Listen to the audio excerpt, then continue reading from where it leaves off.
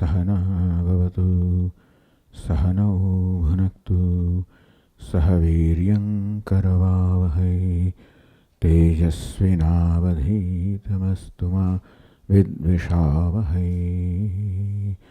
ओम शांति शांति शांति।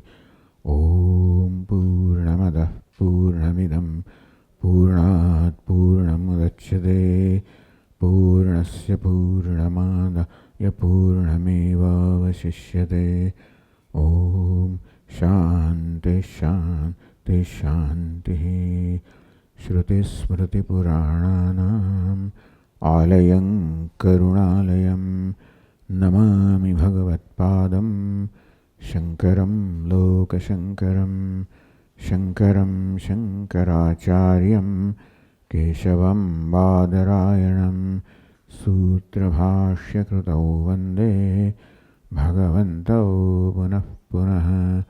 ईश्वरो गुरुरात्मेति मूर्तिभेदविभागिने व्योमवद्व्याप्तदेहाय दक्षिणामूर्तये नमः।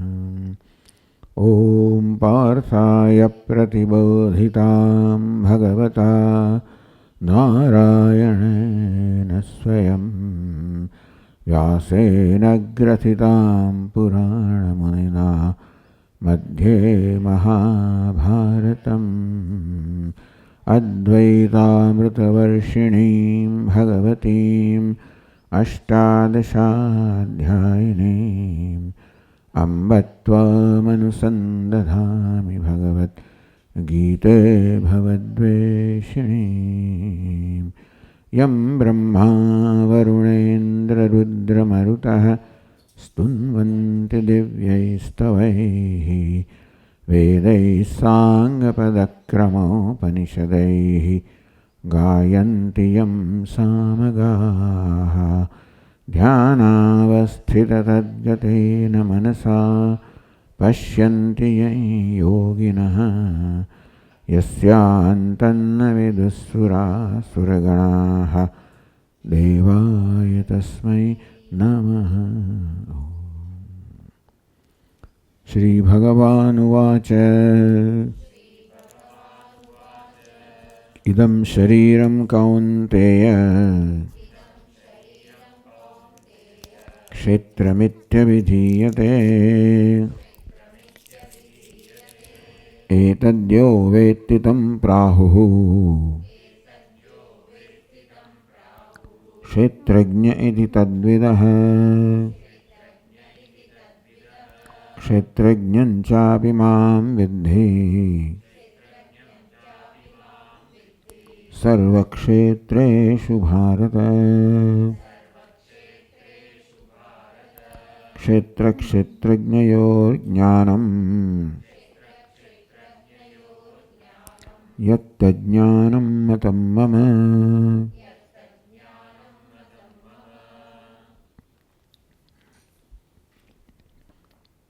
तो 655 पर હવે ત્રીજા શ્લોકને ઉત્તરણીકામાં કહે છે ટીકાકાર एवं एतद्यो वेत्ति तं प्राहुः क्षेत्रज्ञं क्षेत्रज्ञः इति। एतत् क्षेत्रं यो वेत्ति तं क्षेत्रज्ञः इति प्राहुः।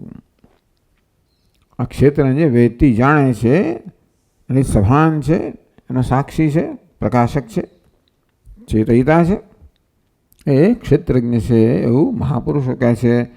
શ્રુતિ સ્મૃતિ પુરાણો યુક્તિ બધું જ કહે છે. अनेन आ वाक्यते क्षेत्रज्ञस्य आत्मनः ज्ञत्वम् एव धर्मः। तो क्षेत्रज्ञ जो क्षेत्र करता है भिन्न है, क्षेत्रज्ञ क्षेत्र करता भिन्न है। तो क्षेत्र शू है? एतद्यो वेत्ति वेद्यम है, दृश्यम है, ज्ञातम है, अर्थात जे ज्ञाननो दृश्यनो जाणવાનો विषय है એને જાણનાર જે ક્ષેત્રજ્ઞ છે એના કરતાં ભિન્ન છે. એટલે ક્ષેત્રજ્ઞમાં કોઈ ક્ષેત્રપણું નથી એવું થયું ને. એમાં દૃશ્યપણું નથી, જ્ઞેયપણું નથી, વેદ્યપણું નથી. એટલે કહે છે કે જ્ઞત્વમ એવ ધર્મ, ક્ષેત્રજ્ઞમાંથી જીવાત્મામાંથી ક્ષેત્રને કાઢી લેવામાં આવે, માત્ર જ્ઞાતાને જ રાખવામાં આવે. તો જ્ઞાતાનું શું સ્વરૂપ? જ્ઞ એ જ્ઞાતાનું સ્વરૂપ છે. જ્યાં જ્ઞેય નથી ત્યાં જ્ઞાતા પણ નથી. જ્યાં સુધી ક્ષેત્ર જ્ઞેય છે, જ્ઞાનનો વિષય, ત્યાં સુધી ક્ષેત્રજ્ઞ જ્ઞાતા છે. પણ જ્યારે જ્ઞાનનો વિષય પણ ન રહે, ત્યારે જ્ઞાતા પણ ન રહે. ત્યારે શું રહે? જ્ઞ રહે, માત્ર ચૈતન્ય રહે. તેથી કહ્યું કે ક્ષેત્રજ્ઞ છે, એટલે ભગવાન આત્મા માટે ક્ષેત્રજ્ઞ શબ્દનો પ્રયોગ કરે છે. આત્મા અને આત્મા વિવેક કહેવા માટે ભગવાન આત્મા માટે ક્ષેત્રજ્ઞ શબ્દનો પ્રયોગ કરે છે કે ક્ષેત્રજ્ઞ જે ક્ષેત્ર કરતાં ભિન્ન છે. એથી આત્મન, તો ક્ષેત્રજ્ઞનું શું સ્વરૂપ છે? જ્ઞ, માત્ર ચૈતન્ય, સ્વપ્રકાશ ચૈતન્ય એકમાત્ર જ ક્ષેત્રજ્ઞનું સ્વરૂપ છે. એ આત્માનું કારણ ક્ષેત્રજ્ઞ, આત્મા માટે ભગવાન ક્ષેત્રજ્ઞ શબ્દનો પ્રયોગ કરે છે. માટે આત્મન જ્ઞત્વમેવ ધર્મ. જ્ઞત્વ માત્ર જાણવું, દૃષ્ટિ જેને કહેવાય, જ્ઞપ્તિ એટલે જ્ઞપ્તિ, દૃષ્ટિ. દૃષ્ટિ સ્વરૂપમ ગગનોપમમ પરમ, ઉપદેશ શાસ્ત્રમાં આવ્યું. આત્મા દૃષ્ટિ સ્વરૂપ છે, જ્ઞપ્તિ સ્વરૂપ છે. ધર્મ ન તો અહંકાર મમકાર કર્તૃત્વ ભોક્તૃત્વાદિ લક્ષણ સંસાર. જે ક્ષેત્રથી વિલક્ષણ છે, અહંકાર મમકાર કર્તૃત્વ ભોક્તૃત્વ કેવું છે? આ ક્ષેત્રના ધર્મ છે, બધા જ્ઞેય છે. આપણે જેનાથી સભાન છે. માટે અહંકાર મમકાર કર્તૃત્વ ભોક્તૃત્વાદિ લક્ષણ સંસારને સંસાર કહેવામાં આવે.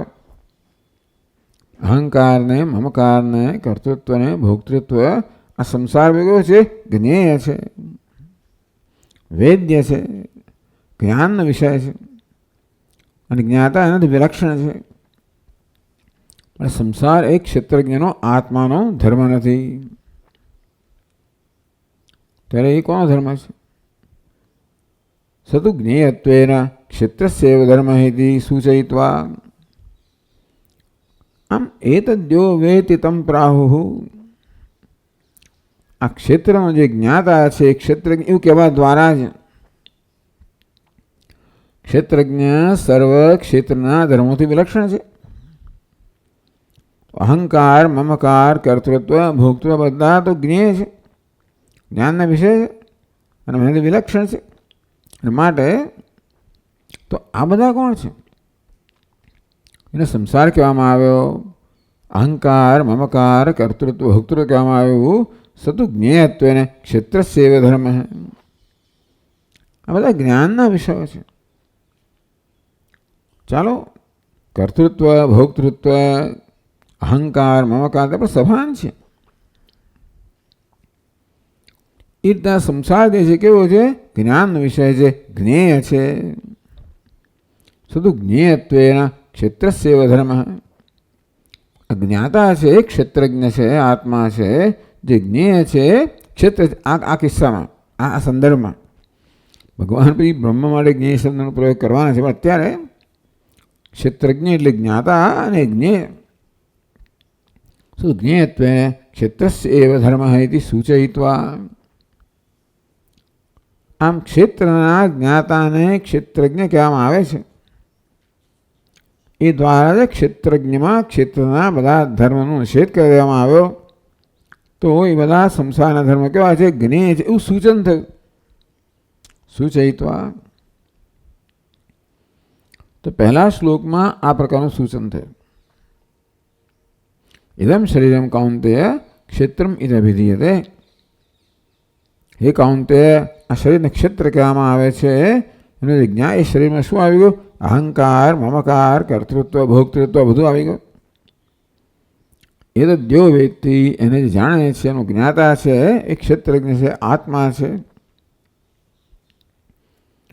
આ પ્રકારે સૂચન કર્યું. બીજા શ્લોકમાં ક્ષેત્રજ્ઞમ ચાપમામ વિદ્ધિ સર્વક્ષેત્રેષુ ભારત. બીજા શ્લોકમાં કહેવામાં આવ્યું, હે ભારત, ક્ષેત્રજ્ઞમ ચાપમામ વિદ્ધિ. ક્ષેત્રજ્ઞ મને ક્ષેત્રજ્ઞ જાણ, પરમ બ્રહ્મને ક્ષેત્રજ્ઞ જાણ. અને ક્ષેત્ર, આ ક્ષેત્ર ક્ષેત્ર હું જ છું. અનેન સર્વક્ષેત્રેભ્ય વિભક્તસ્ય. ક્ષેત્રજ્ઞ શબ્દના પ્રયોગથી ક્ષેત્રમ જાનાતી ક્ષેત્રજ્ઞ, ક્ષેત્રનો જ્ઞાતા છે અને ક્ષેત્રજ્ઞ કહેવાય. એમ કહે ક્ષેત્રજ્ઞ, ક્ષેત્રજ્ઞ કેવો છે? બધા ક્ષેત્રથી વિલક્ષણ છે, જાણનાર. સર્વક્ષેત્રેભ્ય વિભક્તસ્ય, બધા જ ક્ષેત્ર કરતા વિભક્ત, વિલક્ષણ, જુદો. ક્ષેત્રજ્ઞ આત્મા કોઈ છે? જ્ઞ સ્વરૂપ છે, ચૈતન્ય સ્વરૂપ. ચિદેક રસસ્ય, જ્ઞ કહો, જ્ઞપ્તિ કહો, ચિત્ત કહો, ચિત્ત એક રસસ્ય. આ ચિત્ત એક રસનો અર્થ એવો થયો કે ચિત્ત સિવાય બીજો કોઈ રસ નથી, કોઈ અચિતમાં નથી, કોઈ અચેતન વસ્તુ નથી, કોઈ ક્ષેત્ર નથી. ચિદેક રસસ્ય.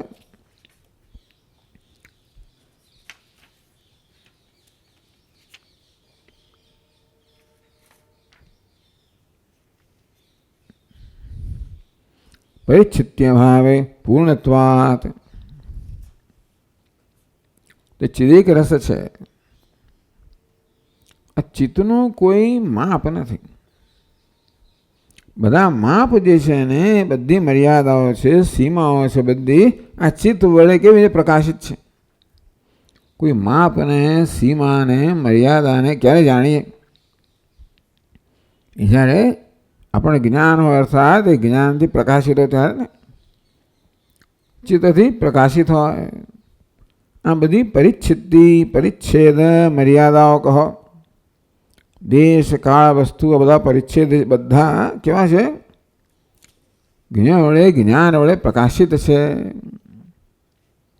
અને જે જ્ઞાન આ બધી પરિચ્છિતિને, બધી મર્યાદાઓને, બધી સીમાઓને, દેશની, કાળની, વસ્તુઓની બધી સીમાઓને પ્રકાશિત કરનાર સ્વયં કહે છે. સીમાઓથી રહી પરિચ્છિતિ અભાવે. તો ચિદેક રસ આત્મા છે, એનામાં કોઈ પરિચ્છેદ નથી, કોઈ મર્યાદા નથી. કારણ કે બધી મર્યાદાઓને પ્રકાશિત કરનાર એ સ્વયં સર્વ મર્યાદા પર છે. એટલે કેવો છે? પરિચ્છિત્ય ભાવે પૂર્ણત્વાદ. કોઈ પરિચ્છિતિ નથી. છિત્ત પરિચ્છિતિ કહો, પરિચ્છેદ કહો, મર્યાદા કહો, સીમા કહો, જેમાં નથી. અસીમ છે, નિસ્સીમ છે, અનંત છે. પૂર્ણત્વાદ, પૂર્ણ છે. આમ આત્મા ચિદેક રસ છે. ચિત્ત ચૈતન્ય, માત્ર ચૈતન્ય સ્વરૂપ છે. પ્રજ્ઞાન ઘન કહો, વિજ્ઞાન ઘન કહો, પૂર્ણત્વાદ. આ રીતે ક્ષેત્રજ્ઞ કહેવા દ્વારા જ ભગવાને બધું કહી દીધું. અયમ આત્મા બ્રહ્મ ઇતિ ન્યાયેન બ્રહ્મત્વમ પ્રતિપાદ્ય. એટલા જ માટે જ્યારે બીજા શ્લોકમાં ભગવાને કહ્યું કે બધા ક્ષેત્રમાં હું બ્રહ્મ છું, બધા હું ક્ષેત્રજ્ઞ છું. હું એટલે બ્રહ્મ, અર્થાત ક્ષેત્રજ્ઞ બરોબર બ્રહ્મ. એ કયું સમય કહે? અયમ આત્મા બ્રહ્મ. ક્ષેત્રજ્ઞ કહો, આત્મા કહો. અયમ આત્મા બ્રહ્મ ઇતિ ન્યાયેન. અપરોક્ષ આત્મા જે ચિદેક રસ છે, સતત આપણા અનુભવનો વિષય છે, સ્વયં પ્રકાશ છે, એ ભગવાન છે, બ્રહ્મ છે. બ્રહ્મત્વમ પ્રતિપાદ્ય. આ પ્રકારે આત્મા ચિદેક રસ છે, એ બ્રહ્મ છે, પૂર્ણ છે, બ્રહ્મ છે. એ પ્રકારનું પ્રતિપાદન ભગવાને કર્યું. એટલે આમ તો જે કહેવાનું બધું કહી જ દીધું. અને બે શ્લોકની વાસ્તવમાં વિચાર દ્વારા, અનુસંધાન, ચિંતન દ્વારા આ ગ્રંથ ટીકાકારે લગભગ બધી વસ્તુનો સમાવેશ કરી દીધો. બધું જ કહી દીધું આપણને. પણ અધુના હવે શ્રુતિયુક્તિભિઃ ક્ષેત્ર ક્ષેત્રજ્ઞો વિવેકે સમ્યક કૃતે એવ. જે ક્ષેત્રનો જાણનાર છે, ક્ષેત્રજ્ઞ છે, ક્ષેત્ર કરતાં વિલક્ષણ જે ક્ષેત્રજ્ઞ છે, હું કહ્યું તો ખરું. પણ શ્રુતિયુક્તિભિઃ, શ્રુતિમાં જે કહ્યું છે અને યુક્તિ વડે આ બધી વસ્તુઓ ભગવાન પોતે કહેવી પડે. ક્ષેત્ર વિવેક સમ્યક કૃતે એવ. આમ ભગવાને આ પ્રકારે વચન તો કહ્યું.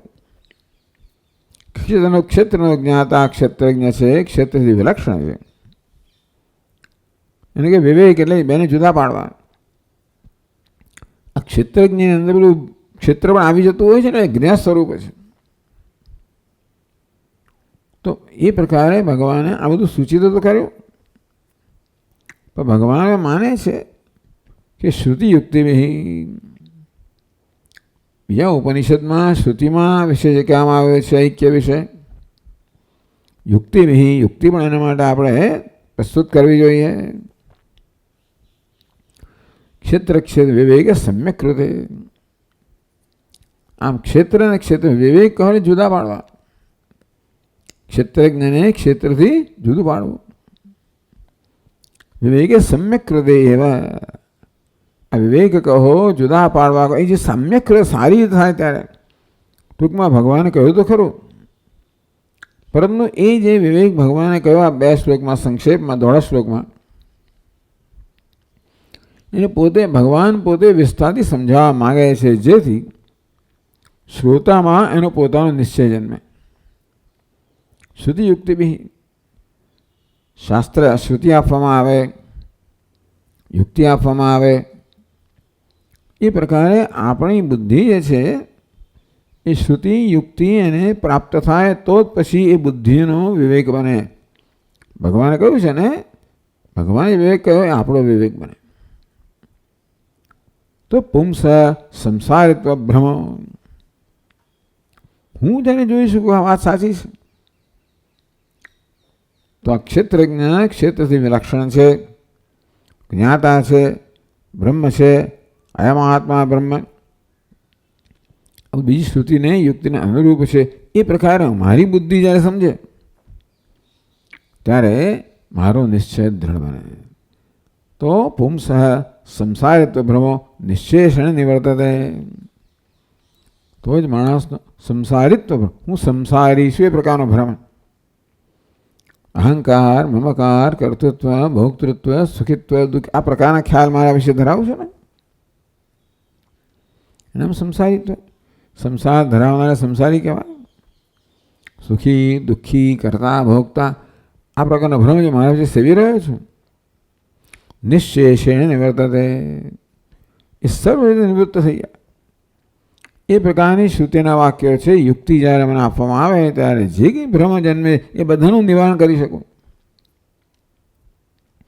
અન્યથા એટલું એવું માને છે કે આટલું કહેવા માત્રથી કદાચ બધો ભ્રમ દૂર નહીં થાય. અર્થાત જે શ્રોતા છે કે જે મોક્ષ જિજ્ઞાસુ છે એ આટલા માત્રથી આ પ્રકારના બધા ભ્રમ એ સમજ્યો તો ખરો હું બ્રહ્મ છું, અને છતાં પણ અનેક પ્રકારનો ભ્રમ છે એ દૂર કરવા માટે જરા વધારે સામગ્રી જોઈએ. ઇતિ બોધયિતુમ, એવો બોધ આપવા માટે પુનરપી ક્ષેત્ર ક્ષેત્રજ્ઞ સ્વરૂપમ, વળી પાછું જે કહ્યું છે ને એ જ પુનરપી ક્ષેત્ર ક્ષેત્રજ્ઞ સ્વરૂપમ. ક્ષેત્રજ્ઞયો, ક્ષેત્ર અને ક્ષેત્ર સ્વરૂપ તો કહ્યું. એતદ્યો વેતી, આ ક્ષેત્રને જાણનાર છે, ક્ષેત્રજ્ઞ છે, અને સર્વ ક્ષેત્રમાં હું જ ક્ષેત્રજ્ઞ, આ પ્રકારે કહ્યું ખરું. પણ વિશેષતઃ સમ્યક વિભજ્ય, વિશેષ કરીને ક્ષેત્રજ્ઞને ક્ષેત્ર કરતાં જુદો સમજાવો, ક્ષેત્રને બરોબર સમજાવો, ક્ષેત્રને બરોબર ક્ષેત્રજ્ઞને બરોબર સમજાવો. વિભજ્ય પ્રદર્શિત, આ પ્રકાર વિભાગ કરીને પ્રદર્શિત કરવા માટે ભગવાન આગળ કહે છે. અર્થાત પહેલા 2 શ્લોકોમાં જે કહેવામાં આવ્યું એનો જ વિસ્તાર ભગવાન પછીના શ્લોકોમાં કરે છે, જેથી એ શ્રોતાને એ વસ્તુ સ્પષ્ટ થાય, એનો કોઈ સંશય ન રહે, એની પાસે જ પૂરતી સામગ્રી આવી જાય, જેથી પોતે જ પોતાના બધા ભ્રમનું નિવારણ કરી શકે. એ પ્રકારની સામગ્રી શ્રોતાને પ્રાપ્ત થાય. એમાં ભગવાન હવે કહે છે આગળ, તો ત્રીજા શ્લોકમાં કહે છે તદ ઇતિ તચ્ક્ષેત્રમ યચ્ચ યાદૃક્ યદ વિકારી યતશ્ચ યત સચયો યત પ્રભાવશ્ચ તત્સમાસેન મે શૃણુ.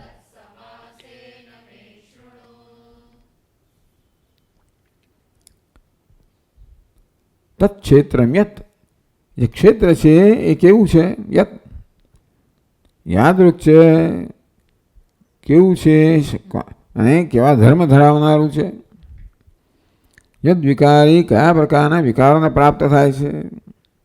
યતસ્યત, યત પાંચમી વ્યક્તિ, તો જે કારણમાંથી કયું કાર્ય જન્મે છે. સચયો યત પ્રભાવશ્ય, અને આ ક્ષેત્રનો પ્રભાવ શું છે. તત્સમાસેન મે શું, ભગવાન કહે કે સંક્ષેપમાં આ બધું તમારી પાસે સાંભળ. તો કહે છે ટીકાકાર, તત્ક્ષેત્રમ યચ્ચ યાદૃક્, એટલું સમજાવ્યા પહેલા. તત્ક્ષેત્રમ ઇદમ શરીરમિતિ યદુક્તમ, ઇદમ શરીરમ કાઉન્તેય ક્ષેત્રમ ઇતિ અભિધિ. ભગવાને કહી દીધું, હે કાઉન્તેય, આ શરીરને ક્ષેત્ર કહેવામાં આવે છે. માત્ર આટલું જ કહ્યું ત્યારે. તત્ક્ષેત્રમાં શરીર શબ્દથી શેનો સમાવેશ થાય છે એ વિસ્તારપૂર્વક ભગવાને કહેવાનું છે. તો ઇદમ શરીર, જેને માટે ઇદમ શરીરમ એવું કહેવામાં આવ્યું. ક્ષેત્ર માટે ભગવાને પહેલા શું ઇદમ શરીરમ એટલો પ્રયોગ કર્યો. તત્ક્ષેત્રમ ઇદમ શરીરમ એવું જેના માટે કહેવામાં આવ્યું. ક્ષેત્ર માટે શરીર શબ્દનો પ્રયોગ કરવામાં આવ્યો. તત્ક્ષેત્રમ યચ્ચ યાદૃક્ છે. યચ્ચ સ્વયં સ્વરૂપેણ, યચ્ચ યસ્વરૂપમ સ્વાભાવિકેન રૂપેણ યાદૃક્ ભવતિ. ટૂંકમાં ક્ષેત્રનું શું સ્વરૂપ છે, એના સ્વાભાવિક, એના સ્વભાવથી કેવું છે. ક્ષેત્ર સ્વભાવથી કેવું છે એ મારે કહેવાનું છે. ભગવાન કહે યદ વિકારી, યદ વિકારી ચ યૈહિ વિકારૈહિ વિકારી અવયવી ભવતિ. વિકારઃ અસ્ય અસ્તિ ઇતિ વિકારી, વિકાર ધરાવનારને વિકારી કહેવાય. ઇન પ્રત્યે લાગ્યો. તો એનો બીજો અર્થ કર્યો ભાઈ અવયવી. વિકાર અવયવ કહો, અવયવો ધરાવનારને અવયવી કહેવામાં આવે. અવયવ તો વિકારને પામે છે, માટે વિકારી કહો, અવયવી કહો. તો કયા વિકારોને કારણે, કયા પ્રકારના વિકાર ધરાવનારો છે. આ ક્ષેત્ર જે છે ને એ કેવા વિકારને ધરાવનારો છે. યૈહિ વિકારૈ મહદાદિલક્ષણૈ સ્વપરિણામાત્મકૈ વિકારી અવયવી ભવતિ. શરીર તો કયું, ક્ષેત્ર તો કયું, કયા પ્રકારના વિકારો થાય છે. પ્રકૃતિ, મહત્તત્વ, અહંકાર, પંચમહાભૂત, આ પ્રકારના વિકાર કહે છે આપણને. યૈહિ મહદાદિલક્ષણે વિકારૈ, સૌથી પહેલો વિકાર કયો છે? મહત, સમષ્ટિ બુદ્ધિ. પછી સમષ્ટિ અહંકાર વગેરે સમજાવશે. સ્વપરિણામાત્મકૈ, આ ક્ષેત્ર પોતે જ પરિણામ પામે છે. ક્ષેત્ર પોતે જ મહત બની જાય, પછી અહંકાર બની જાય, પછી પંચમહાભૂત બની જાય, પછી ઇન્દ્રિયો બની જાય વગેરે. જેવી રીતે સોની લગડી હોય, એમાંથી પછી આપણે તાર બનાવીએ, એમાંથી ટુકડા કરીએ, એમાંથી પછી પેલા ગોળાકાર બનાવો, એમાંથી પછી પેલી શું કહેવાય કંઠી બનાવો વગેરે વગેરે. એમ કહેવાય કે સોનું જે છે એ ભિન્ન ભિન્ન પ્રકારના વિકારને પ્રાપ્ત કરે છે.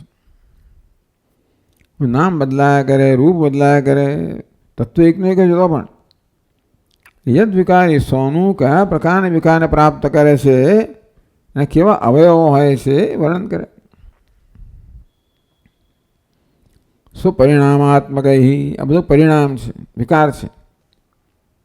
સોનું હોય બધી લગડી હોય, લગડીમાંથી વળી પાછું બાર બનાવે, તાર બનાવે, બધું બનાવે. જેવું એના જે ઘડવું હોય તે પ્રકારે શું છે, બધા એના પરિણામ છે, વિકાર છે, પરિવર્તન છે. તો વિકારી ભવતી અવયવી ભવતી યદ વિકારી છે, કયા પ્રકારના વિકાર ધરાવનારું છે ક્ષેત્ર. આ ક્ષેત્ર કેવું છે, એનું સ્વરૂપ કેવું છે, જોડે જોડે કયા પ્રકારના વિકાર ધરાવનારું છે. યદ વિકારી સ્વધર્મે યાદૃક છે, યાદૃશ ધર્મકમ ધર્મ સ્વયં ધર્મી ભવતી. બીજો શબ્દ ધર્મી. એક કયો વિકારી, અવયવી, ધર્મી. આ બધામાં ઇન પ્રત્યય લાગે છે. ધર્મ ઇન પ્રત્યય લગાડી તો ધર્મીન બને, વિકારને વિકારીન બને, અવયવને અવયવીન બને. પછી એનું આ ક્ષેત્ર શબ્દ કેવો નપુંસકલિંગ છે, એટલે બધા એ લિંગમાં જ છે. વિકારી, અવયવી, રસ્વ આવ્યો. સ્વધર્મે યાદૃક છે, યાદૃશ ધર્મકઈ ધર્મકમ ધર્મી સ્વયં ધર્મી કયા પ્રકારના ધર્મ ધરાવનારું છે, યાદૃક છે. યતશ્ચ યત, યત પાંચમી વ્યક્તિ, યત યસ્માત ક્ષેત્ર શબ્દિતાત કારણાત. પાંચમી અપાદાન પંચમી એ કારણ માટે વાપરવામાં આવે. યત શબ્દની પાંચમી કેવી છે, યત. શેના માટે છે, અપાદાન પંચમી કારણ માટે. કેવું કામ, ઉપાદાન કારણ માટે. યતસ્યત, આ યત એટલે જેમાંથી, એટલે જે કારણમાંથી. યત જે કાર્ય. યસ્માત ક્ષેત્રાદિ શબ્દિતાત કારણાત યચ્ચ કાર્યમ. તો જેને ક્ષેત્ર કહેવામાં આવ્યું એના જ આ બધા પછી ક્ષેત્ર કહો, પ્રકૃતિ કહો, એમાંથી મહત્તત્વ હોય, અહંકાર હોય, આ પ્રકારે જે બધા જે કારણમાંથી જે કાર્ય બન્યું એ બધું. એટલે આ એવું કહેવાય કે જાણે કે આ પરમાત્મા આ બધું કારણ બને, એમાંથી આ કાર્ય જન્મે છે. શેના દ્વારા, ક્ષેત્ર દ્વારા, પ્રકૃતિ દ્વારા.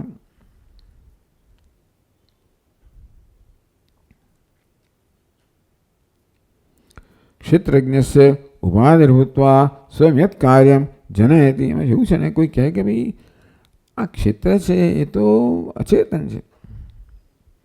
ભલે પ્રકૃતિઓ હોય, મહત્તત્વ હોય, જે કંઈ બધું કેવું છે, અચેતન છે. અચેતન પોતે કશું જન્માવી ના શકે. તો પછી આમાંથી જન્મે છે કેવી રીતે, એટલે ચેતનની સંધિમાં જન્મે. અચેતન છે, ક્ષેત્ર છે, શું બને, ક્ષેત્રજ્ઞની ઉપાધિ બને. એટલે કે ક્ષેત્રજ્ઞ છે ઉપાધિર્ભૂત્વા, આ ક્ષેત્ર ઉપાધિ બની, ચેતનવંતી બની, અને એ રીતે બધા કાર્યોનું સર્જન થયું. સંયત તો કાર્ય જન્માનાર તો ઉપાધિ છે, ક્ષેત્ર છે. પરંતુ ક્યારે થાય, એ જ્યારે ક્ષેત્રજ્ઞની ઉપાધિ બને ત્યારે, અર્થાત ક્ષેત્રજ્ઞ એટલે ચેતનવંતી બને ત્યારે આ ક્ષેત્રની ઉપાધિ છે એ પછી પોતાનું કાર્ય કરી શકે, બીજા બધા વિકારને જન્મ આવે.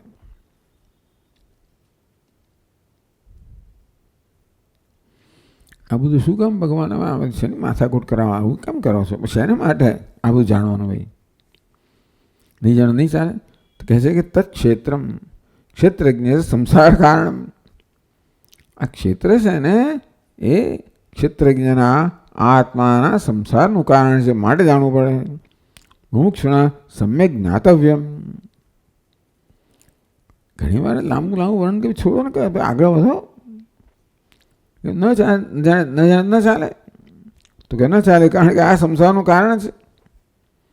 સંસારના કારણ તરીકે જાણવું પડે. તો સંસારીને જાણીએ તો પછી આપણા આત્માને પણ વ્યવસ્થિત જાણીએ. યસ્મિન જ્ઞાતે સ્વયં સંસારી ન ભવતી. પોતે પોતાને જાણે તો છે, અત્યારે હું જીવાત્મા છું, એમાં સંસારનું કારણ છે ને વાત કરીએ તો પછી હું અસંસારી, સ્વયં સંસારી ન ભવતી, અર્થાત ક્ષેત્રજ્ઞને અનાત્માને યથાર્થ રીતે જાણવામાં આવે તો પછી વિવેક જ્યારે કરવામાં આવે ક્ષેત્રજ્ઞનો અનાત્મા આત્માનો, તો પછી અનાત્માનો આત્મા પર અધ્યારોપ કરવાના કારણે જે સંસાર જન્મે છે જાણે કે પછી ન રહે. યસ્મિન જ્ઞાતે સ્વયં સંસારી ન ભવતી.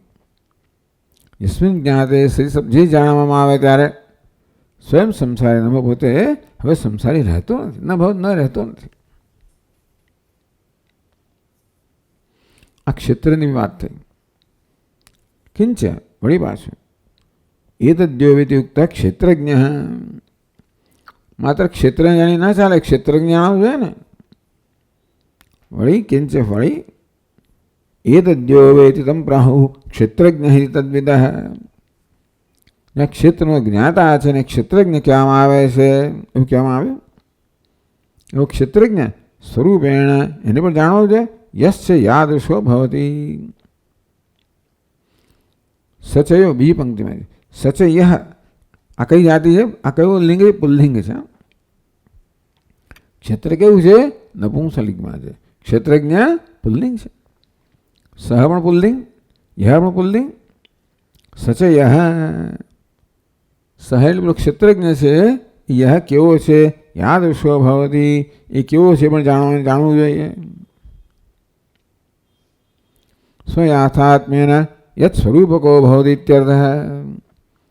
ટૂંકમાં જેને ક્ષેત્રજ્ઞ કહીએ છીએ, આત્મા કહીએ છીએ, એનું યથાર્થ સ્વરૂપ શું છે? ક્ષેત્ર જાણીએ છીએ આપણે, પણ ક્ષેત્રજ્ઞથી આત્મા સભાન છે. પણ એમાં આપણે શું છે? ભ્રમ સેવીએ છીએ. ક્ષેત્રજ્ઞ વિશે આત્મા ભ્રમ સેવીએ છીએ, નથી જાણતા એમ નથી, પરંતુ આપણે એને વિપરીત રૂપે જાણીએ છીએ. એટલા માટે સ્વયાથાત્મેન યત સ્વરૂપકો ભવતી. સ્વયાથાત્મેન અને યથાર્થ સ્વરૂપથી કેવો છે ક્ષેત્રજ્ઞ? આપણે માનીએ છીએ એવો નહીં, વાસ્તવમાં મારું સ્વરૂપ શું છે? સચય ક્ષેત્રજ્ઞ સ્વરૂપ જાણવું. યત પ્રભાવશ્ચ કેવા પ્રભાવવાળો છે. ઉપાધિ યોગાત યાદ સ્વભાવાન ભવતી તતસ્સ વિજ્ઞાતવ્ય.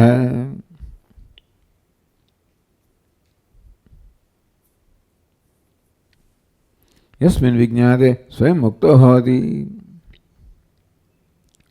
ઉપાધિ યોગાત યાદ સ્વભાવાન ભવતી. આ ઉપાધ્યના યોગને કારણે, ઉપાધ્યના અધ્યારોપને કારણે કયા પ્રકારના સ્વભાવવાળો બને છે? એ પણ સતત વિજ્ઞાત.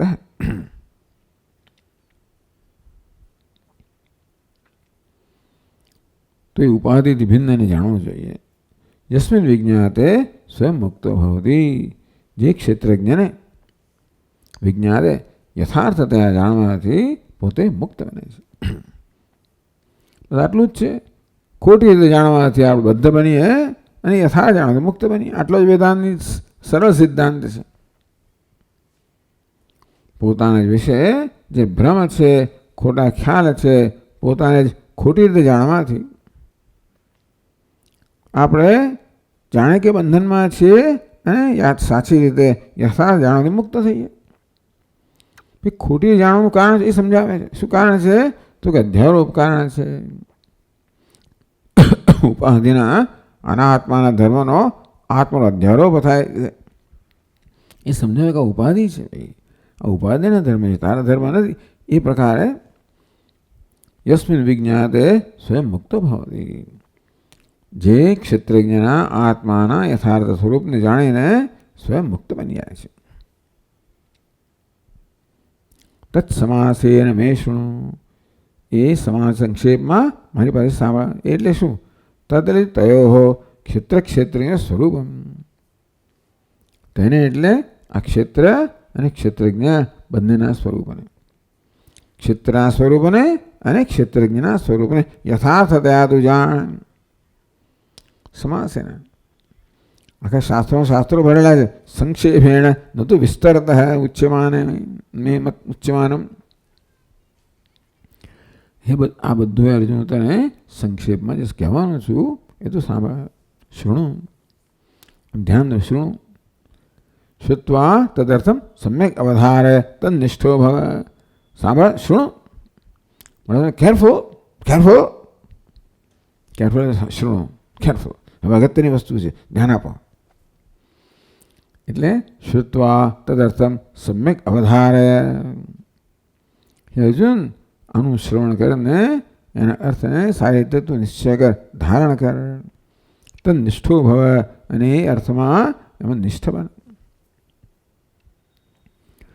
તદેવ શ્રવણસ્ય ફલમ તદુ ઉપેક્ષણમ વિસ્મરણમ વા. તે શ્રવણ કરવું ક્યારે કહેવાય? જે સમય ઉપેક્ષા થતી હોય, વિસ્મરણ થતું હોય, તો એ શ્રવણનું ફળ નથી. શ્રવણનું ફળ શું છે? કે એનો અર્થનો બરોબર નિશ્ચય થાય અને એ અર્થમાં જ્ઞાનમાં નિષ્ઠા પ્રાપ્ત થાય. ભગવાન કે છે અગત્યની વસ્તુ સાંભળ. આમ 3 શ્લોકમાં આપણે પ્રસ્તાવના, પોતે શું કહેવાના છે એની પ્રસ્તાવના કરવામાં આવી. હજી કહેતા પહેલા ભગવાન પાસે એની સ્તુતિ કરે છે, પ્રશંસા કરે છે. શ્રુતિભિઃ સૂત્રૈઃ મહર્ષિભિશ્ચ અયમ અર્થ સુનિશ્ચિત હેતિ. એ ભગવાન કહેવા માંગે આ મારું વ્યક્તિગત નથી આ વસ્તુ. શ્રુતિભિઃ, શ્રુતિમાં, ઉપનિષદમાં, વેદમાં, સૂત્રૈઃ, ભિન્ન ભિન્ન પ્રકારના સૂત્ર વડે, મુખ્યત્વે બ્રહ્મસૂત્ર વડે, મહર્ષિભિશ્ચ, વશિષ્ઠ વગેરે મહર્ષિઓ વડે, એમના શાસ્ત્રો રચેલા છે. અયમ અર્થ સુનિશ્ચિત. આ જ અર્થ છે જે મેં કહ્યો એ સુનિશ્ચિત, સમ્યક નિશ્ચિત. તો કે આ વસ્તુ જે હું કહેવાનો છું એ આ બધામાંથી નિશ્ચિત થયેલું છે, એ કહેવાનું છે. ભગવાન જાણે કહી રહ્યા છે કે હું તને જે કહેવાનું છે એ મારો વ્યક્તિગત અભિપ્રાય નથી, પરંતુ શ્રુતિમાં, સૂત્રોમાં, મહર્ષિઓની રચનામાં, વાક્યમાં, ઉપદેશમાં જે બધું કહેવાયેલું છે એમાંથી જે તારવવામાં આવ્યું છે કે જે સુનિશ્ચિત અર્થ, આમ અર્થ સુનિશ્ચિત આ વસ્તુ સુનિશ્ચિત થઈ છે, સાહેબ નિશ્ચિત થયેલી છે. ઇતિ વેક્ષણાર્થસ્ય સર્વશાસ્ત્ર તદર્થજ્ઞ પ્રસિદ્ધત્વાહ. ટૂંકમાં હું જે કહેવાનો છું એ સર્વશાસ્ત્રમાં પ્રસિદ્ધ છે. એવું કોઈને મોટા સમય longer the beard greater the doubt, વાક્ય વારંવાર ક્યાં કરે, longer the beard greater the doubt. એટલે શ્રોતામાં શંકા હોય કે એટલી જરા કે ભાઈ આ બધું કહેશે બરોબર છે, કહેશે બરોબર છે. એટલે ભગવાન જેવા વક્તામાં કહી રહ્યા છે હું કહું છું એ મારું વ્યક્તિગત અભિપ્રાય નથી, પણ શ્રુતિમાં, વેદમાં, સૂત્રોમાં, મહર્ષિઓ વડે જે અર્થ સુનિશ્ચિત થયેલો છે એ જ હું કહેવા માગું છું. માટે વિવક્ષિતાર્થસ્ય સર્વશાસ્ત્ર તદર્થજ્ઞ પ્રસિદ્ધત્વ. આ રીતે હું તને જે કહેવાનો છું એ બધા સર્વશાસ્ત્રમાં પ્રસિદ્ધ છે અને શાસ્ત્રના જાણકારો બંને આવ્યા. સર્વશાસ્ત્ર તદર્થજ્ઞ, સર્વશાસ્ત્રમાં પ્રસિદ્ધ છે અને શાસ્ત્રના અર્થને જાણનારા એટલે મહર્ષિ વગેરે પ્રસિદ્ધ છે. શાસ્ત્રમાં પ્રસિદ્ધ હોય પર્યાપ્ત નથી. શાસ્ત્રમાં શું કહ્યું છે એ નિર્ણય કરનારા મહાપુરુષો છે, મહર્ષિઓ છે. તો મહર્ષિઓએ પોતાના શબ્દોમાં કેમ શાસ્ત્રને સમજાવ્યું છે એ પ્રકારે બધું સમજાવવામાં આવ્યું છે. સર્વશાસ્ત્ર તદર્થજ્ઞ, સર્વશાસ્ત્રોને અર્થના જાણનારા મહાપુરુષો છે એ બધામાં પ્રસિદ્ધ છે. હું જે કહેવાનો છું એ આ બધામાં આમાંથી આવેલ છે, આમાંથી આ નિશ્ચય થયેલો છે. ઇતિ શ્રોતુ શ્રદ્ધયા આસ્થયા જ પ્રવૃત્તિ સિદ્ધ. એટલે શ્રોતા છે શ્રદ્ધાથી પ્રવૃત્ત થાય, આસ્થાથી પ્રવૃત્ત થાય. એ પ્રકારે એ પ્રકારની શ્રદ્ધા વૃત્તિથી શ્રવણ કરતા હોઈએ ત્યારે જે શ્રવણ કરીએ છીએ એ શાસ્ત્ર પોતાનો અર્થ આપણા મનમાં પ્રગટ કરે. શાસ્ત્રસ્ય ગુરુવાક્યસ્ય સત્યબુદ્ધ્યવધારણા. આમ શાસ્ત્ર અને ગુરુના વાક્ય છે આપણામાં સત્ય બુદ્ધિ જન્માવે. એ મનની અવસ્થાને શ્રદ્ધા કહે છે. તો અર્જુન વગેરે કે કોઈ પણ શ્રોતામાં શ્રદ્ધા જન્માવા માટે, આસ્થા જન્માવા માટે ભગવાન પોતે જે કહી રહ્યા છે એને પ્રમાણિત કરે છે કે શ્રુતિઓમાં, સૂત્રમાં, મહર્ષિઓ વડે, શ્રુતિને સૂત્ર શાસ્ત્ર છે, મહર્ષિ શાસ્ત્રના જ્ઞાતા છે, શાસ્ત્રમાં પ્રસિદ્ધ છે અને શાસ્ત્રના જ્ઞાતાઓમાં પ્રસિદ્ધ છે. તો શ્રુતુ શ્રદ્ધા આસ્થયા ચ પ્રવૃત્તિ સિદ્ધે. શ્રોતા શ્રદ્ધા અને આસ્થાથી પ્રવૃત્ત થાય એ માટે ભગવાન ચોથા શ્લોકમાં કહે છે ઋષિભિર્બહુધા ગીતમ છંદોભિર્વિવિધૈઃ પૃથક બ્રહ્મસૂત્રપदैश्चैव हेतुमद्भिर्विनिश्चितैः.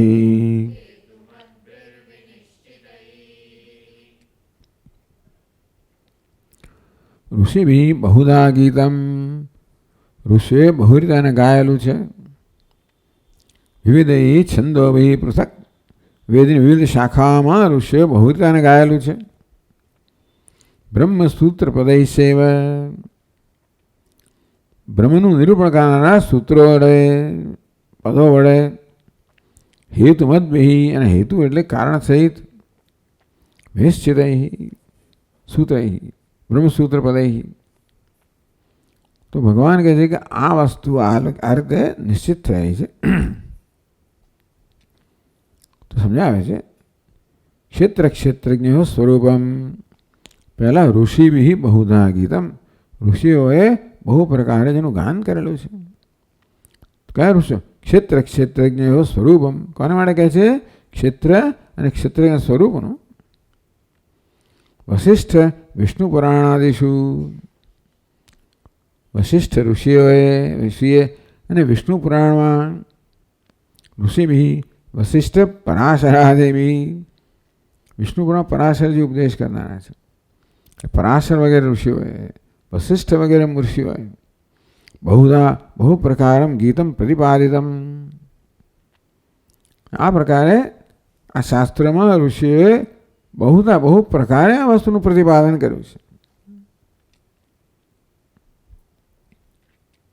ઋષિભિ બહુધા ગીતમ છંદોભિ વિવિધૈઃ પૃથક. તો છંદોભિ વિવિધૈઃ શાખાભેદેન બહુ પ્રકારે છંદોભિ. છંદસ શબ્દ વેદ માટે વપરાય છે. છંદોભિ ઋગાદિ વેદૈઃ. ઋગ વગેરે વેદોથી, ઋગ યજુર્વેદ વગેરે. તો વિવિધૈઃ શાખાભેદેન બહુ પ્રકારે. આમ તો વેદ પણ બહુ પ્રકારના છે, ઋગ્વેદ યજુર્વેદ વગેરે.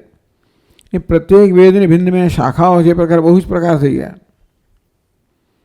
બહુ પ્રકારે છંદોભિ શાખાભેદન બહુ પ્રકારે. શાખાના અનેક શાખાઓના કારણે આ વેદ પણ અનેક પ્રકારના બની ગયા. ઋગાદિ વેદ. છંદ એટલે વેદ. છંદોભિ ઋગાદિ વેદૈઃ. ઋગ વગેરે વેદો વડે. ક્યાં છે મહારાજ? ક્યાં ગામ આવ્યો? ક્ષેત્ર ક્ષેત્ર ક્યાં? આ બધું ક્યાં છે? તો કહેજો સૈક્ષત કથમ નું ઇદમ. વેદન જોઈએ. કથન વેદમ કથનનું ઇદમ મદ્રતે સ્યાદિતિ.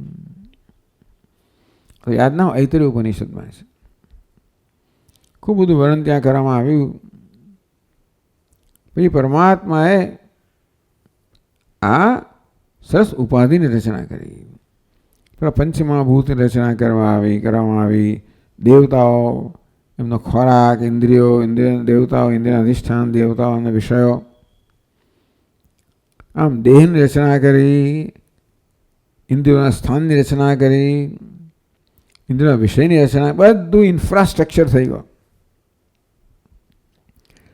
પ્રત્યેક દેવતાને આદેશ તમે તમારા સ્થાન લઈ ગ્રહણ કરી લો. એટલે સૂર્ય દેવતાએ પ્રવેશ કર્યો ચક્ષુ દ્વારા. હા, અને નેત્રમાં પ્રતિષ્ઠિત થયા. અગ્નિ દેવતા મુખ દ્વારા, વાણીના દેવતા. આમ પ્રત્યેક દેવતા પોતપોતાના ગોલક દ્વારા તે વૃત્તિના તો તે એ અધિષ્ઠાન દેવતા, દરેક દેવતાએ પોતાનું સ્થાન લઈ લીધું. આમ સરસ દેહની રચના કરવામાં આવી, ઇન્દ્ર ગોલકની રચના કરવામાં આવી. દેવતાએ પોતાના સ્થાન લઈ લીધા. એના માટે વિષયો ખોરાક બનાવવા બધું તૈયાર થઈ ગયું. પછી ભગવાન એ સહીક છે, પછી એમણે ઈક્ષણ કર્યું. કથમ ઇદમ મતૃતે સ્યાત, આ બધું થયું મારા વગર આવવાનો અર્થ શું છે? હું જ આવવામાં ન હોઉં તને કરવાનું શું? આ બધી ઇન્દ્રિયો જાત જાતના વિષયોનું જ્ઞાન લાવે કોને માટે લાવે? કર્મેન્દ્રિયો કર્મ કોને માટે કરે? એ હોવો જોઈએ ને. હું જો ન હોઉં તો આ બધાનો શું અર્થ છે? એમ કરીને ભગવાનમાં પ્રવેશ કર્યો. કથો નિદમ મધુરદે સ્યાદ, આ બધું છે ક્ષેત્ર છે, એમાં પ્રવેશ કરનાર ક્ષેત્રજ્ઞ છે. સવા એશ પુરુષ અંદરસમય, શેમાં આવે છે? તૈત્રીય ઉપનિષદ. હા ભાઈ વાહ, તૈત્રીય ઉપનિષદ. તસ્માદ વા એ તસ્માદ આત્મન આકાશ સંભૂત. આકાશાદ વાયુ, વાયો અગ્નિ, અગ્ને આપ, અદ્ય પૃથિવી, પૃથિવ્યામ ઔષધય, ઔષધિભ્ય અન્નમ, અન્નાદ પુરુષ. સવા એશ અંદરસમય પુરુષ, સવા એશ પુરુષ અંદરસમય. આત્મા કેવો છે? અંદરસમય છે. એમ કરીને આ ક્ષેત્રનું વર્ણન કરવામાં આવ્યું. અન્યોંતર આત્મા પ્રાણમય, અન્નમયમાં એનાથી અન્ય અને એનાથી અંતર પ્રાણમય છે. અન્યમ કરી કરે આ બધા ક્ષેત્રનું વર્ણન કરવામાં આવ્યું. એ તસ્મિન અદૃશ્ય અનાત્મે અનિલયને અભયમ પ્રતિષ્ઠા વિંદતે. એ પણ ત્યાંનું વાક્ય. આમાં જે અદૃશ્ય અનાત્મે, જે અદૃશ્ય છે અનાત્મ છે, દેહ રહિતનું છે, એ પરમાત્માનું ક્ષેત્રજ્ઞનું વર્ણન થયું. ઇત્યાદિ તયો, એટલે ક્ષેત્રજ્ઞ ક્ષેત્રજ્ઞયો સ્વરૂપમ. આગળના બે જે વાક્ય ઉદ્ધૃત કરવામાં ક્ષેત્રનું અને છેલ્લામાં ક્ષેત્રજ્ઞનું. તો સ્વરૂપમ પૃથક વિભજ્ય ગીતમ. ટૂંકમાં વેદમાં ઉપનિષદની ભિન્ન ભિન્ન શાખાઓમાં, એટલે ભિન્ન શાખાઓ એમ બતાવે. તૈત્રીય ઉપનિષદ શું છે? ઋગ્વેદની શાખા. તૈત્રીય ઉપનિષદમાં છે યજુર્વેદની શાખા. તે પ્રકારે આ ભિન્ન ભિન્ન વેદમાં ભિન્ન ભિન્ન શાખાની અંદર તયો સ્વરૂપ પૃથક વિભજ્ય ગીતમ. ક્ષેત્ર અને ક્ષેત્રજ્ઞ સ્વરૂપને બરાબર વિભાગ કરીને એમને ગીત ગાવામાં આવ્યું, એને પ્રકાશિત કરવામાં આવ્યું. ગીતમ કથિતમ કહેવામાં આવ્યું. ઇત્યર્થ. શું કહ્યું? ઋષિભિ બહુધા ગીતમ છંદોભિ વિવિધ પૃથક. એટલું વાક્ય સમજાવે. ઋષિભિ બહુધા ગીતમ, વશિષ્ઠ પરાશર વગેરે ઋષિઓ વડે બહુત કહેવામાં આવ્યું. વિવિધ છંદોભિ પૃથક, ભિન્ન ભિન્ન છંદથી વેદથી પૃથક. પૃથક એટલે વિભક્ત વિભાગ કરીને કથિતમ, ગીતમ કથિતમ. પછી બ્રહ્મસૂત્ર બીજી પંક્તિમાં બ્રહ્મસૂત્ર પદૈશ્ચૈવ હેતુમદ્ભિર વિનિશ્ચિતૈ. હેતુમદ્ભિ એ વિશેષણ છે બ્રહ્મસૂત્ર પદૈ. બરાબર ને? કઈ વિભક્તિ છે બંને? તૃતીયા. કયું વચન? બહુવચન. તો હેતુમદ્ભિ બ્રહ્મસૂત્ર પદૈ. પછી કેવું છે? વિનિશ્ચિતૈ. હેતુમત, હેતુ ધરાવનાને હેતુમત કહેવામાં આવે. મતુ પ્રત્યય. હેતુમદ્ભિ, હેતુ કોને કહેવાય? હેતવ અર્થ હેતુ યુક્તિ. હેતવ અર્થ સાધક યુક્તય. તો અર્થની સાધક યુક્તિઓ. અર્થ છે જે આપણે તત્વો નિશ્ચય કરવાનો છે એની સાધક.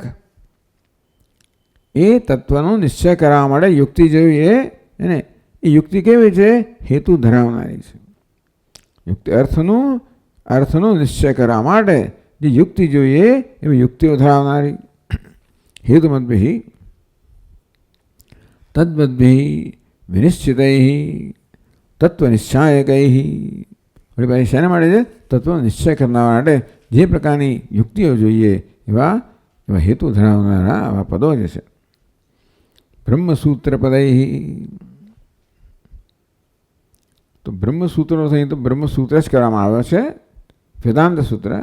ભાષ્યકાર બ્રહ્મસૂત્રનો અર્થ બ્રહ્મનું સૂત્ર, ટૂંકમાં બ્રહ્મને પ્રગટ કરનારા જે ઉપનિષદના પદો છે એવું કહેવામાં આવ્યું. પણ બ્રહ્મણ સૂચકાની બ્રહ્મસૂત્રાણી. તો બ્રહ્મ જે છે એનું સૂચક કરનારા બ્રહ્મસૂત્ર. તાનીઓ પદાની પદ્યતે વસ્તુતમ જ્ઞાયતે એવી પદાની પદ શબ્દ છે. પદ્યતે જ્ઞાયતે પદમ. તો આ કર્મ વ્યુત્પત્તિ થઈ. તો જ્ઞાયતે પદ્યતે જ્ઞાયતે પદ્યતે જે જાણવામાં આવે છે, વસ્તુ તત્વ જે જાણવામાં આવે છે એને અહીંયા પદ કહેવામાં આવ્યું. ક્યારેક કર્મ વ્યુત્પત્તિ પદ જો આપણે આવ્યું ને માંડવ્ય ઉપનિષદમાં, સોયમાત્મા ચતુષ્પાદ. પહેલો પાદ કયો છે? વિશ્વ. બીજો તૈજસ, પ્રાજ્ઞ, તુર્ય. તો વિશ્વ, તૈજસ, પ્રાજ્ઞ પદ એને પણ પદ કહેવામાં આવ્યો. પણ કઈ વ્યુત્પત્તિ છે? પદ્યતે અને એના કરણ વ્યુત્પત્તિ. તુર્ય કેવું છે? પદ્યતે કર્મ વ્યુત્પત્તિ. એ કરણ, સાધન અને સાધ્ય. તો અહીંયા આગળ સાધન, તો જેનાથી આ પદનો અર્થાત તત્વનો નિશ્ચય થાય છે એવી પદાની બ્રહ્મસૂત્ર પદૈ વેદાંત સૂત્ર. ટૂંકમાં બ્રહ્મસૂત્ર પદૈ એવું ભગવાને કહ્યું. એટલે વેદાંત સૂત્ર કહો, બાદરાયણ સૂત્ર કહો, શારીરિક સૂત્ર કહો. પછી દરેક ભાષ્યકાર પોતાનું નામ આપે. આપણા ભાષ્યકારે શારીરિક સૂત્ર કહ્યું. બીજા બધા કોઈ અણુ ભાષ્ય કહેતા હોય, અણુ કહેતા હોય, શારીરિક ભાષ્ય કયું, અણુ ભાષ્ય કયું. એ આત્માનો કયા પ્રકારનો ખ્યાલ છે? વેદાંત જન્માદ્યસ્ય યતઃ ઇત્યાદિ. પહેલું સૂત્ર કયું? જન્માદ્યસ્ય કહે. પહેલું અથા તો બ્રહ્મ જિજ્ઞાસા છે, તો પ્રસ્તાવના સૂત્ર છે. પછી સૂત્રો વ્યાખ્યા કહે છે જન્માદ્યસ્ય યતઃ. ત્યાંથી બ્રહ્મની વ્યાખ્યા શરૂ થઈ. એટલે બ્રહ્મસૂત્ર, બ્રહ્મની વ્યાખ્યા કરનારા જે સૂત્ર છે, પદ છે જન્માદ્યસ્ય ઇત્યાદિ ભેય તો યાથાત્મમ ગીતમ. ટૂંકમાં આ પ્રકારે બ્રહ્મસૂત્રો વડે પણ આ ક્ષેત્રજ્ઞાનું યથાત્મ છે, યથાર્થ સ્વરૂપ છે એ કહેવામાં આવ્યું છે. વિવિચ્ય સમ્યક પ્રકાશિતમ ઇત્યર્થ. ક્ષેત્ર અને ક્ષેત્રજ્ઞને એકબીજા કરતાં જુદા પાડીને સ્પષ્ટ રીતે એમને પ્રકાશિત કરવામાં આવ્યું છે આ બધાની અંદર. આ તો કેમ કહેવામાં આવ્યું? ભગવાન કહેવા માગે છે કે હું જે કહેવાનું છું કેવું છે? તો કે વિશ્વસનીય છે, પ્રમાણભૂત છે. કયું પ્રમાણ છે? ઋષિભિ, છંદોભિ, આ બધા વડે કહેવામાં આવ્યું છે. એમાં જે નિશ્ચય થયો છે એ હું કહેવાનું છું, એ માટે કહેવામાં આવ્યું. જેથી શ્રોતામાં શ્રદ્ધાના આસ્થા જન્મે અને એ પ્રકારે યોગ્ય રીતે શ્રવણ થાય. ઓમ ઓમ પૂર્ણમદ પૂર્ણમિદમ પૂર્ણાત પૂર્ણમુદચ્યતે પૂર્ણસ્ય પૂર્ણમાદાય પૂર્ણમેવાવશિષ્યતે. ઓમ શાંતિ શાંતિ શાંતિ. શંકરમ શંકરાચાર્યમ કેશવમ બાદરાયણમ શક્રુતૌ વંદે ભગવन्तૌ પુનઃ પુનઃ. ઈશ્વરો ગુરુરાત્મેતિ મૂર્તિભેદવિભાગિને વ્યોમવદ્વ્યાપ્તદેહાય દક્ષિણામૂર્તયે નમઃ. ઓમ શાંતિ શાંતિ શાંતિ. હરિ ઓમ. શ્રી ગુરુ